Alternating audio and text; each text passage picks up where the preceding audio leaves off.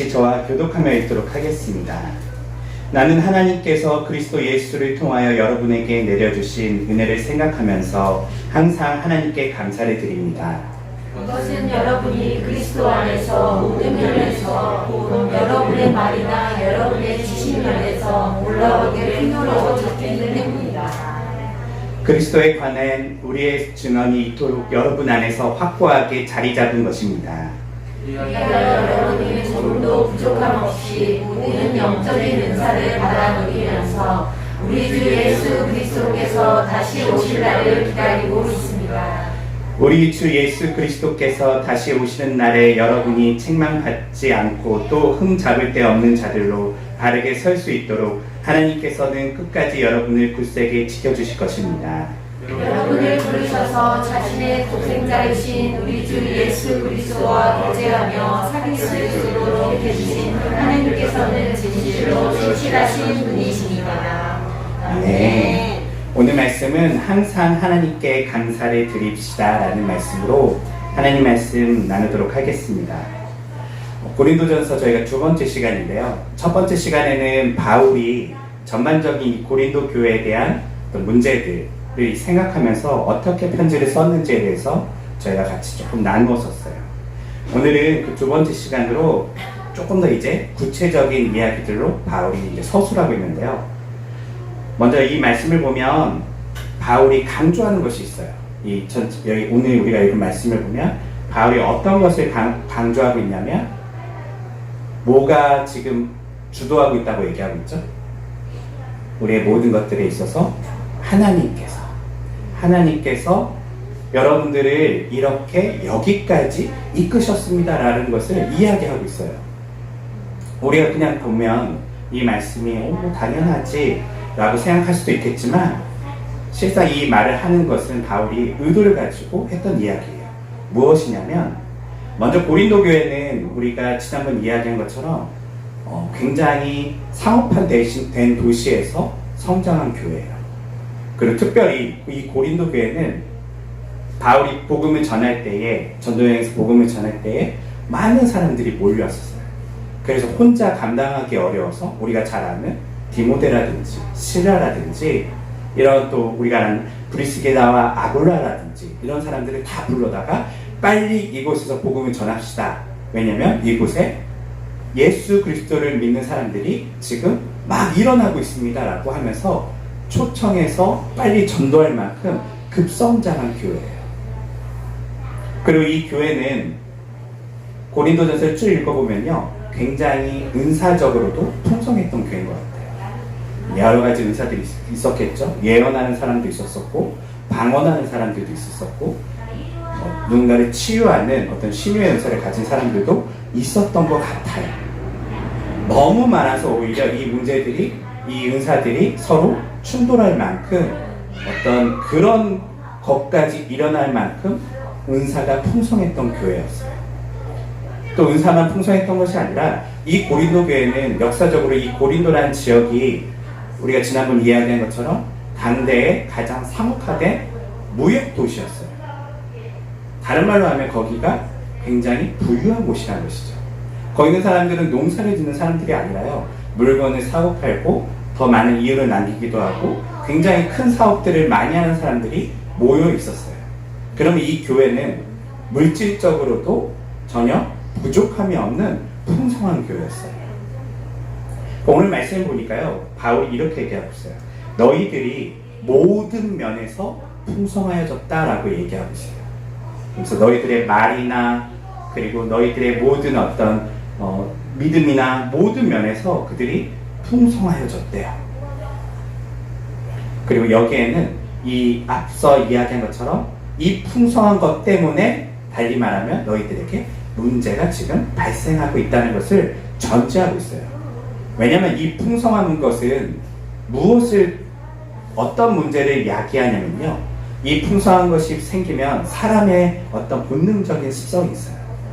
자, 우리가 인생을 살면서 처음에 우리가 기도할 때는 하나님 저 먹고 사는 걱정 없이 살게 해주세요 하면서 기도를 해요.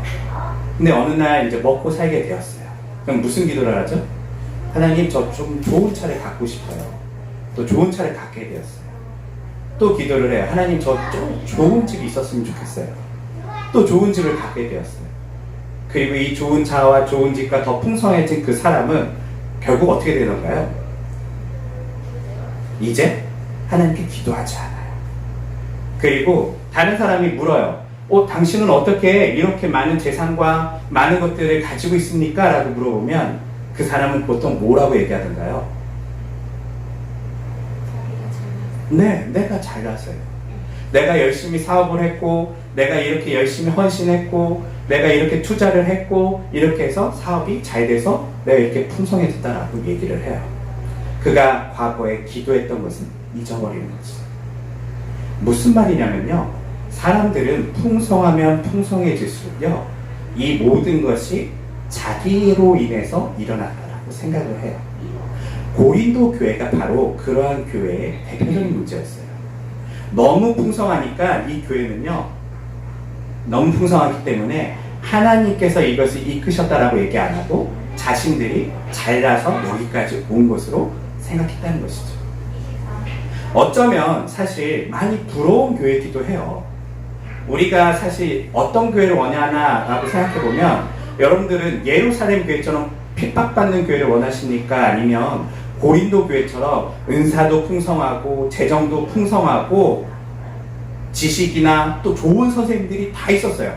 브리스길라, 아굴라, 아볼로, 디모데, 실라, 바울에 이르기까지 수많은 좋은 선생님들이 지나갔던 그 교회, 우리가 원하는 교회 아닌가요? 그런데 바울은요, 너희들이 이 풍성한 것 때문에 지금 겪게 될 문제가 너무나 많아 라고 하면서 이 편지의 처음을 서술하고 있어요. 그러면서 이것을 처음부터 결론을 내려요. 뭐라고 얘기했냐면, 너희가 풍성해진 것은 난 너무 좋아. 그렇지만 이 모든 것은 사실 하나님께로 온 거야. 그래서 나는 너희들에게 고맙지 않아. 하나님께 감사해. 왜냐면 이 교회는 하나님께 감사하는 법을 잃어버렸기 때문이죠. 많은 그리스도인들이 착각하는 게 있어요. 특별히 구원에 있어서 우리가 신자가 되고 하나님을 믿게 되고 그리스도를 우리의 주로 영접하게 되면요, 처음에는 열심히 신앙생활해요. 기도하고 주님께 부르짖어요. 그리고 시간이 지나서 어느 정도 성경적인 지식도 쌓이고, 그리고 삶에 있어서도 경건의 모습들이 드러나기 시작하면요, 많은 사람들이 착각한 것은 내가 꽤 괜찮은 사람인데 라는 생각을 가질 때가 있어요. 여러분들은 안 가지시죠? 가져요? 저는 가져요. 네. 가끔 보면 나는 좀 괜찮은 목사인데, 나는 좀 그래도 모든 면에서 그래도 저 사람보다 좀 낫지 않나? 라는 생각을 해요.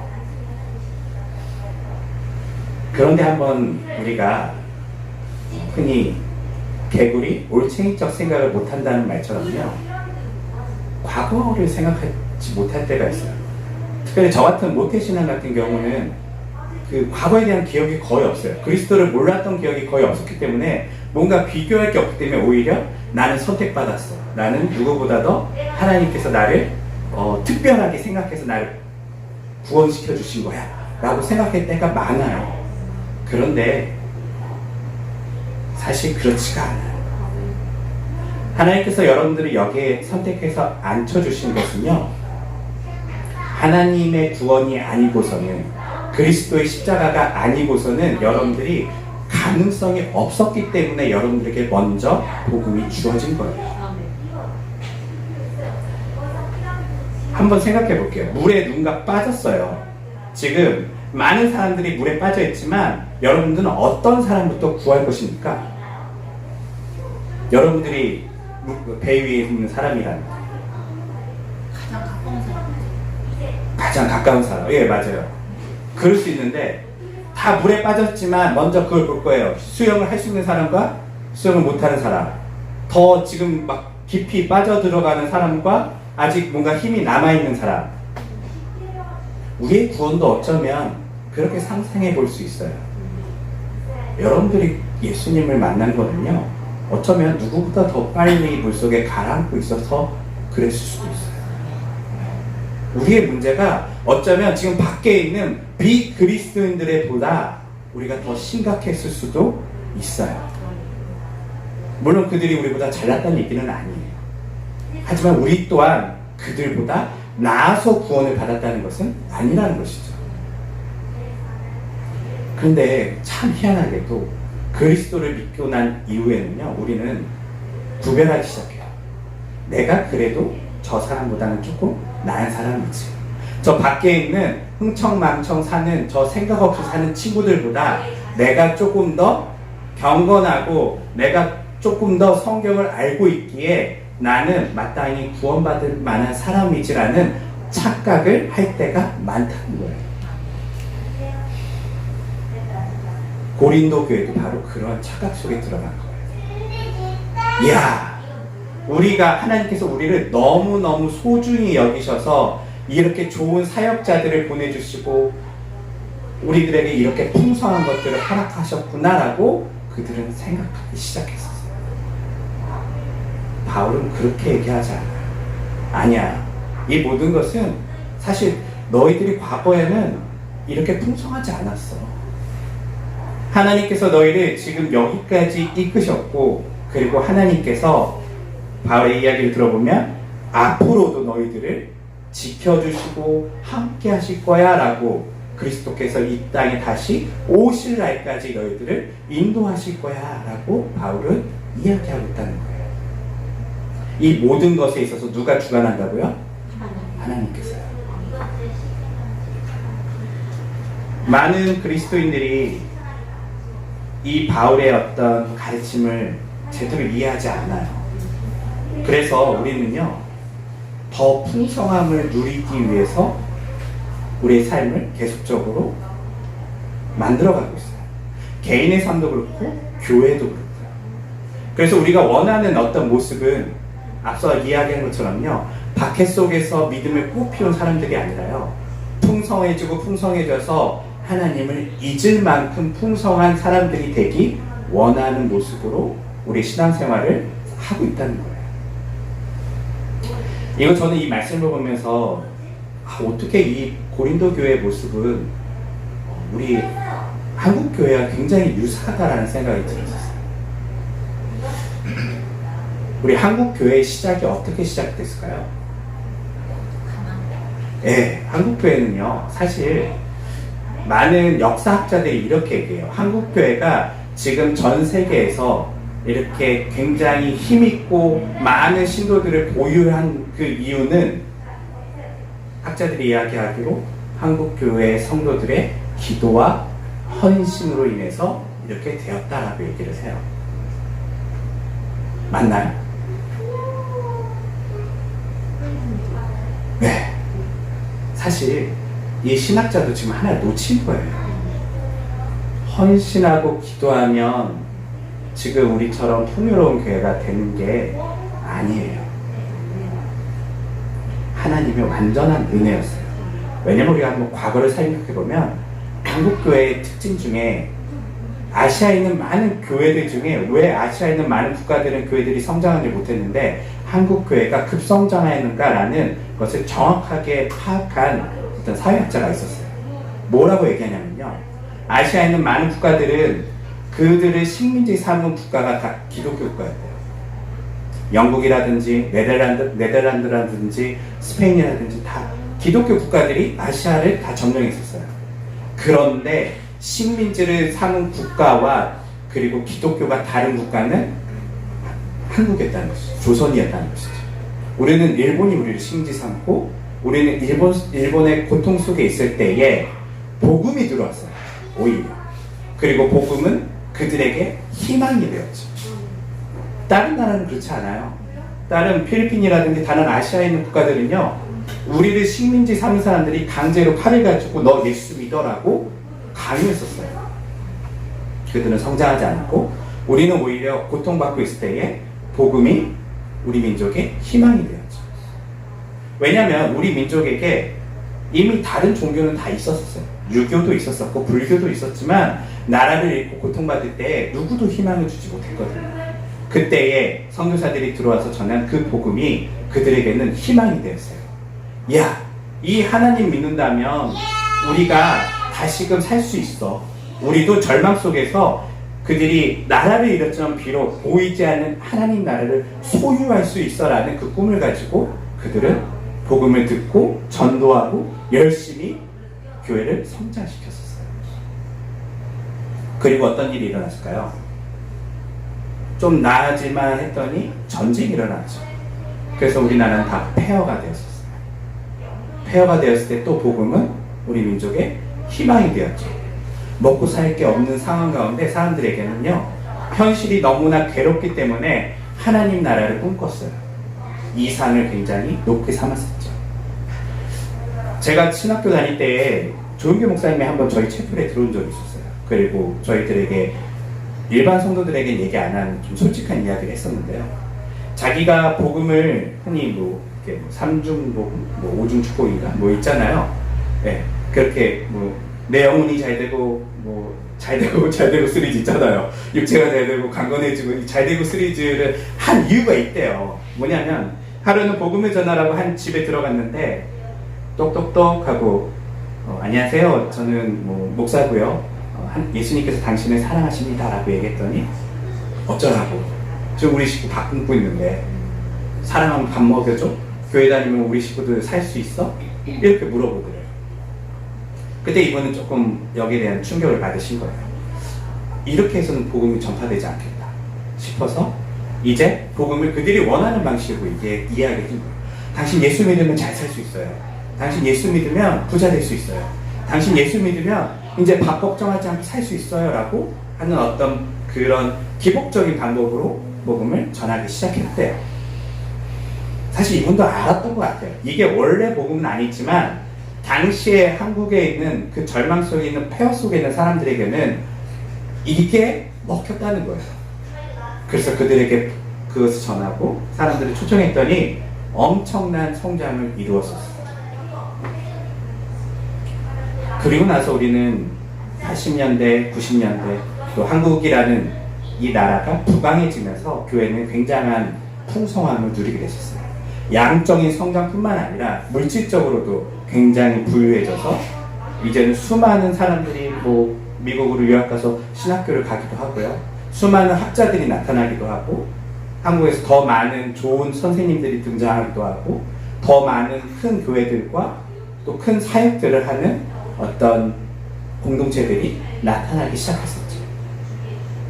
그리고 나서 우리가 결론적으로 어떤 이야기를 하냐면요. 이 모든 것은 우리의 기도와 헌신으로 인해 일어났다라고 평가하고 있다는 거예요. 정말 하나님께 한번 여러분들이 그렇게 성장한 교회 가서 물어보세요. 당신들은 어떻게 이렇게 성장했습니까? 라고 하면 하나님의 은혜입니다 라고 하는 것보다는요, 자신들이 어떻게 열심히 이 교회를 성장시켰는지를 얘기하는 사람들이 많아요. 겉으로는 하나님의 은혜라고 말할 수도 있겠지만 속으로는 이거 사실 내가 했어 라는 생각을 많이 하고 있다는 거예요. 그렇기 때문에 지금 한국교회에 나타나는 문제가 뭐죠? 세습이에요. 세습. 세습은 뭐냐면요, 이거 누가 했다는 거예요? 내가 했다는 거예요. 내가 피땀 흘려서 교회를 성장시키고 여기까지 이끌었는데 이걸 왜 남을 줘? 내 가족을 줘야지. 이 정신이 이미 여기 들어가 있는 거예요. 누가 했다는 거냐면 내가 했다는 거예요. 내가. 내 헌신과. 그들이 열심히 했죠. 부인할 수 없어요. 그들이 열심히 기도도 했어요. 부인할 수 없어요. 그렇지만요, 사실 이 모든 것은 하나님이 이끄셨다는 것을 그들은 잊고 있는 거예요.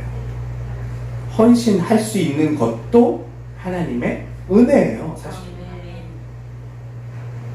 그러면 한국교회를 제외한 다른 아시아의 교회들은 기도 안 하고 헌신 안 해서 저렇게 살아가나요? 예를 들면 우리 민족이 지금 부유한 것은, 우리나라가 부유한 것은, 저 아시아나 아프리카 나라보다 부유한 것은 우리가 더 근면 성실해서 이렇게 잘 살고 있는 건가요? 그러면서 우리는 아시아 국가들한테 얘기를 해요. 너네도 열심히 일해봐. 너네도 열심히 일하면 이렇게 우리 성장할 수 있어.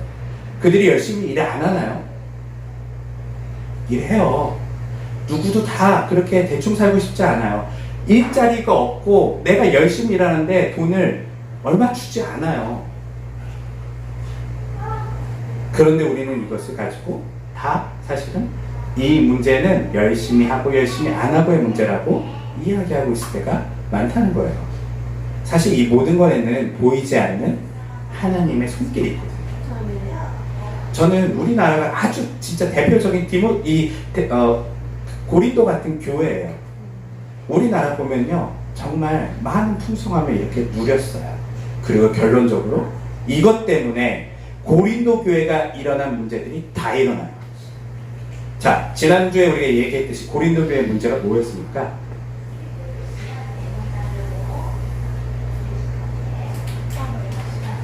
고린도 교회 하면 분열하는 교회예요. 왜 분열하는 교회냐면 고린도의 교회에 아까 얘기했듯이 좋은 선생님들이 많이 있었어요. 아볼로라든지 바울이라든지 그리고 저쪽 예루살렘에서 또 베드로에게 배웠던 사람들이라든지 수많은 사람들이 이 고린도 교회로 다 몰려왔어요. 굉장히 지식적으로도 또 신학적으로도 풍성했었겠죠. 그런데 이 사람들이 이 풍성함을 가지고 팔을 나눠요. 나는 바울파, 나는 아볼로파, 나는 베드로파, 나는 예수님께 직접 먹고 들었으니까 난 예수파라고 하면서 팔을 나눠요. 이거 어디서 많이 보지 않았나요? 우리나라 한국교회 이야기예요. 좋은 사람들, 가난했던 그 사람들을요, 하나님께서 공부를 시켜갖고 왔어요. 미국이나 독일이나 좋은 곳에서 신학을 공부시키고 공부하고 들어왔더니요, 교단이 막 쪼개져요. 다 내가 잘했어. 내 파야. 다 내 밑으로 들어와. 교회가 막 쪼개져요. 장로교회만 200개 이상의 교단이 있어요. 네. 엄청나게 쪼개져요. 뿐만 아니라 고린도 교회는 어떤 문제가 있었죠? 아까 얘기했듯이 은사적인 문제들이 있었어요. 한국교회가 한동안 이것 때문에 사실 90년대 많이 힘들었었어요. 수많은 이단들이 나타났죠. 조금 맨 처음에 그들이 처음에 이단 아니었어요. 다 교회 안에서 기도하고 하나님의 은사를 주셨더니 이 은사를 가지고 하여튼 기적이 일어나는 거예요. 그랬더니 이 사람들이 교만해져서 내가 하나님인 줄 알고 착각하고 있죠. 그리고 자신들이 교주가 돼서 많은 이단 종파를 만들었어요. 한국교회의 모습이죠. 고린도 교회의 모습이었고요. 뿐만 아니라 물질적인 풍요 가운데 교회는 우리는 뭐하고 있죠? 지금 사업하고 있어요. 더 이상 교회는요, 복음을 가지고 이 복음을 어떻게 전하고 그리스도인답게 사는 법을 가르치지 않고요, 어떻게 하면 더 사업이 보여 크게 이윤을 추구할까를 만들고 있어요. 여러분들은 사실 성도님들이기 때문에 잘 이해하지 못했겠지만요, 일반적인 교회 목회 계획을 보면요, 다 여러분들의 교육을 위해서 계획을 짜지 않아요. 부흥회를 하면 대략 얼마의 이윤이 나오고, 또 어떤 기도를 하면 어떤 헌금이 나오고, 절기마다 대략 이 정도의 수입이 나오는 것이 측정해서 한 해의 계획을 짜요. 기업이죠, 기업. 이런 모습들이 지금 한국교회 안에 일어나고 있고, 이 모습은 과거에 이미 고린도 교회가 겪었던 문제예요. 바울은 이러한 교회들을 향해서 이렇게 얘기합니다. 너희들이 지금 완전 착각하고 있구나. 완전 착각하고 있어. 개구리가 올챙이적 생각을 못하듯이 너희들은 처음부터 뛰고 날았다라고 생각하는구나. 너희가 사실 한번 생각해봐. 어떻게 그리스도를 처음에 듣게 되었는지. 너네 누구보다 나았던 사람들이 아니라 너희들은 그리스도가 아니면 희망이 없었던 사람들이기 때문에 그리스도께서 너희를 선택하셔서 여기까지 이끌고 온 거야. 이제 풍성해졌다면 너희들이 하나님께 감사를 드려야 하는데, 마땅히 그들은 감사는커녕 이것을 가지고 누가 잘났는지 서로 싸우고 분열하는 모습으로 나타나고 있다는 것이죠. 이것이 우리들의 모습이고, 한국교회의 모습이고, 때로는 우리들의 가정들의 모습일 수도 있어요. 우리들의 개인의 삶은 좀 어떤가요? 여러분들은 하나님께 여러분들이 지금까지 이끄신 것들에 대해서 감사하고, 그리고 이것이 모두 다 하나님의 은혜라고 고백하고 계신가요? 은혜 너무 믿음이 좋으시네요. 저는 좀 그러지 못했었어요. 네. 제 이야기를 잠깐 해본다면, 저는 사실 여기 와 있는 여러 가지 이유들이 있잖아요. 저는 사실 제 마음속에 깊은 곳에는 제가 되게 잘난 사람이라는 생각을 가끔 많이 해요. 가끔 많이 한다는 게 좀 이상한 말이네요. 가끔인데 많이 해요. 네. 나는 조금 더 나은 목사이기 때문에 일반적인 교회가 아닌 어떤 새로운 목회 방향을 가지고 사람들과 어떻게 보면 안 가본 길을 걷고 있다라는 생각을 제가 해요. 그리고 저는 다른 목사보다 더 나은 사람이라고, 지식은 아니겠지만 그 사람보다 더 나은 사람이라는 생각을 자주 해요. 근데 이 고린도전서를 읽으면서 제가 느끼는 거는요, 양도선 또 착각하고 있구나. 솔직히 제가 왜 여기 있냐면요, 저 실패해서 여기 있는 거예요. 네. 무슨 말이냐면요, 저는 사실 물론 제가 신학교에 있을 때나 제 젊은 시절은 쭉쭉쭉 흔히 얘기하는 더 좋은 코스로 가기 위한 어떤 것들을 밟고 있었던 사람이었지만, 제가 한번 꼬꾸라져요. 그 꼬꾸라진 게 뭐냐면 사기를 당하죠. 신학교를 대학원을 졸업할 때에 전임으로 어디를 이제 청빙을 받았는데, 거기는 목사님에게, 목사님이 아니에요, 사기꾼에게 사기를 당해요. 그래서 제가 가지고 신학교 때 겨우 모았던, 그때 저희 아내랑 저랑 이제 학생으로서 결혼해서 살고 있었는데 얼마 없었던 400~500만 원을 다 날려요.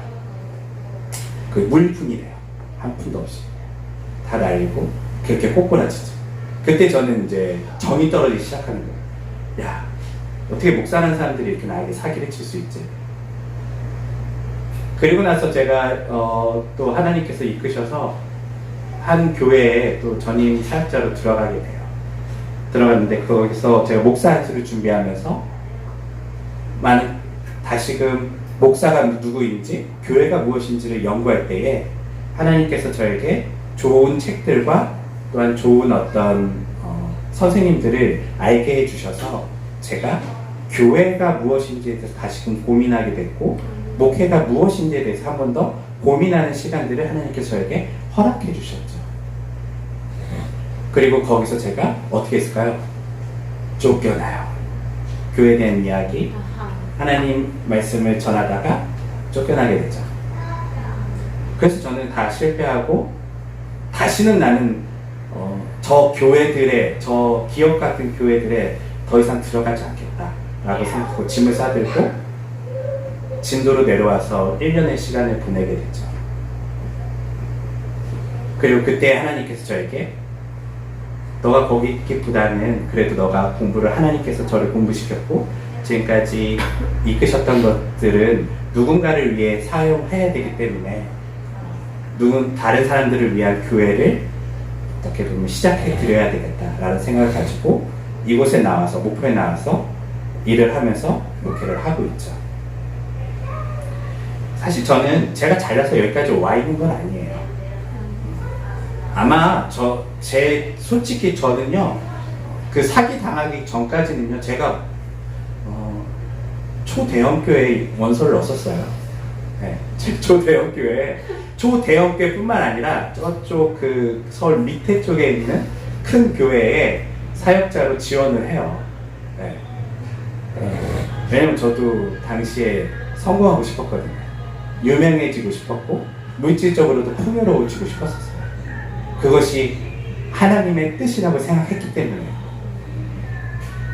근데 하나님께서 저를 넘어뜨려서 사실은 여기까지 오게 하실 거예요.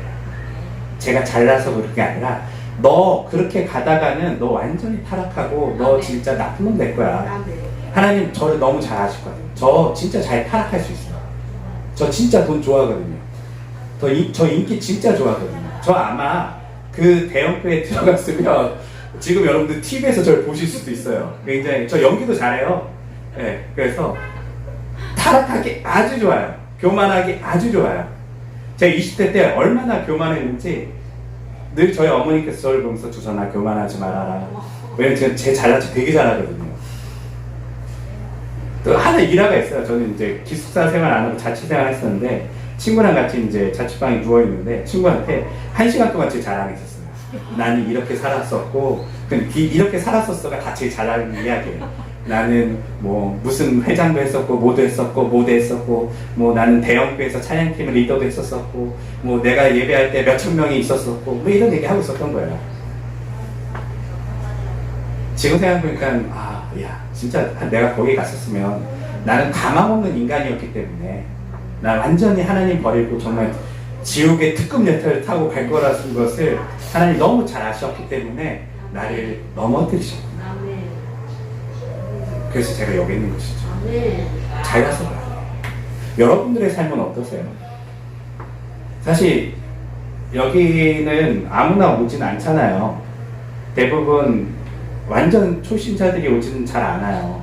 신앙생활을 오래 하신 분들이 지금 여기 앉아 계시고, 여기 앉아 계시기까지는 많은 과정이 있었을 거예요. 여러분들이 잘나서 여기 계신가요? 네. 네. 때로는 아까 제 얘기처럼요, 여러분들은 그냥 그대로 뒀으면 여러분들은 누구보다도 더 빠른 타락과 누구보다도 더 망가질 가능성이 높기 때문에 어쩌면 저처럼 실패한 사람과 함께 저희를 만나게 하셨을 수도 있어요. 이 바울의 이야기를 들으면서요, 조심해야 되겠다. 조심해야 되겠다. 우리 교회도 사실 나름의 자부심이 있어요. 작지만 우리는 그래도 저 나쁜 교회들과는 다른 방향으로 갈 거야. 근데 그게 우리가 잘나서라고 생각할 때가 많아요. 나는 쟤네보다 좀 더 나은 사람이지. 저기서 자기 기복적인 신앙을 하는 사람보다는 나는 좀 더 나은 사람이기 때문에 나는 저렇게 기복적인 신앙생활을 하지 않고 나는 좀 더 주님 말씀에 귀 기울이고 뭔가 순수한 신앙생활을 하고 있어라는 착각을 할 때가 많다는 거예요. 아니에요. 사실은요, 여러분들은 아마 저처럼요, 누구보다도 더 빨리 기복적인 생활을 잘할 수 있기 때문에 하나님이 여러분들의 인생 속에 꼬꾸라뜨렸을 가능성이 높아요. 그리고 돌아 우리가 여기서 만나고 있죠. 사랑하는 성도 여러분, 잊지 마셔야 돼요. 이 모든 게 누구의 은혜라고요? 하나님의 은혜. 아멘. 네. 내가 잘한 게 없어요. 여러분들이 구원받았다는 것을 누군가에게 전하실 때에는요, 나 이렇게, 야 너도 예수님 믿어봐, 그러면 좀 더 나은 사람이 될 수 있어 라고 얘기하시면 안 돼요. 여러분들이 복음을 전하시려면 뭐라고 얘기하셔야 돼요? 야, 나 사실 예수 안 믿었으면 너보다 더 심각하게 살 사람이야. 나 너한테 사기쳤을 수도 있고 난 누구보다 더 타락할 가능성이 높은 사람인데 예수님이 날 선택하셔서 날 그나마 좀 인간답게 만드셨어. 여전히 부족하지만 그래도 하나님께서 나를 그나마 여기까지 이렇게 이끄셨어. 너도 하나님 만났으면 좋겠어. 이렇게 나와야 돼요. 그런데 우리는 이렇게 얘기하기보다는 항상, 야, 누가 힘든 일이다. 너도 예수 믿어봐. 기도 안 해서 그래. 나처럼 기도하면 우리 아들, 우리 딸 어디 가는 거 알아? 이렇게 잘 된 거 알아? 이런 이야기를 하는 분들이 정말 많아요. 네. 저는 카페에 있으면서 많이 봐요. 막 권사님들이 이렇게 얘기하는 거 보면 누가 막 힘든 일이 있어 그러면 기도를 안 해서 그래. 기도 안 해서 그래요, 정말요? 그럼 본인은 기도 많이 해서 좋은 일들만 있나요? 아니거든요. 누가 어려운 일이 나오면 너에게 하나님이 필요하구나라고 얘기해야죠. 그리고 나는 사실 너보다 더 문제가 많았는데 하나님이 은혜를 주셔서 다행히 여기까지 왔어. 나도 문제가 많지만 나도 너와 함께 기도할게. 이렇게 얘기해야 되는데 우리는 더 높은 자세에서 다른 사람들을 바라볼 때가 많이 있다는 거예요. 사랑하는 성도 여러분, 말씀을 정리하겠습니다. 오늘 말씀은 되게 단순해요. 단순하지만 어쩌면 가장 중요할 수도 있어요. 여러분들의 인생은 하나님께서 가망이 없기 때문에 여러분들을 예수님을 알게 하신 거예요. 여러분들 스스로 성경을 볼 리가 없고, 여러분들 스스로 기도할 리가 없고, 여러분들 스스로 예배를 드릴 가능성이 전혀 없었던 사람들이기 때문에 하나님께서 여러분들의 인생에 개입하셔서 여러분들을 하나님께로 인도하신 거예요. 나은 사람이 아니에요. 심각한 사람들이에요. 우리가 할 수 있는 것은 그렇기 때문에 주님 감사합니다. 주님 감사합니다.